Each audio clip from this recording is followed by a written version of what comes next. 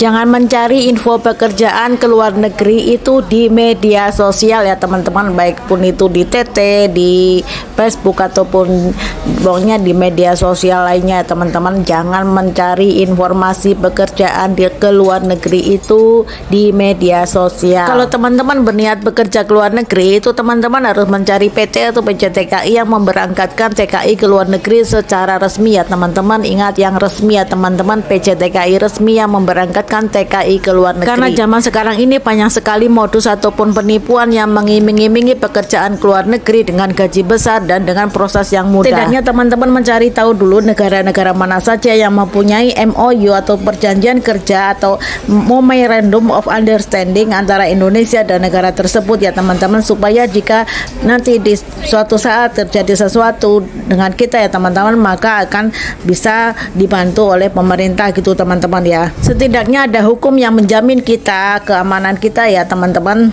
saat kita bekerja di luar negeri gitu teman-teman ya, karena sudah ada MOU atau Memorandum of Understanding antara pemerintah Indonesia dan negara tersebut. Jadi untuk teman-teman yang berminat bekerja di luar negeri itu teman-teman harus paham dulu ya teman-teman, itu negara yang punya MOU dengan pemerintah negara kita atau tidak ya teman-teman, dan resmi atau tidak gitu teman-teman. Jangan terpancing ataupun mudah dibujuki dengan iming-iming gaji yang besar dengan proses yang mudah gitu. Kita bekerja di luar negeri dengan cara yang ilegal ya teman-teman, tidak sesuai dengan peraturan pemerintah gitu teman-teman, takutnya itu akan terjadi dengan kasus perdagangan manusia ya teman-teman, yang selama ini itu sangat marak ya teman-teman di media sosial gitu teman-teman. Karena pada dasarnya kalau kita mau bekerja di luar negeri secara resmi legal ya teman-teman, itu kita mempunyai kekuatan hukum terutama ya teman-teman, dan kita akan merasa aman bekerja di negara tersebut ya teman-teman, apalagi negara tersebut mempunyai MOU atau perjanjian kerja dengan pemerintah Indonesia gitu teman-teman ya. Dan untuk proses pekerjaan ke luar negeri secara legal itu prosesnya juga tidak mudah ya teman-teman, harus melalui tahap dan harus belajar bahasa dulu terutama ya teman-teman, dan harus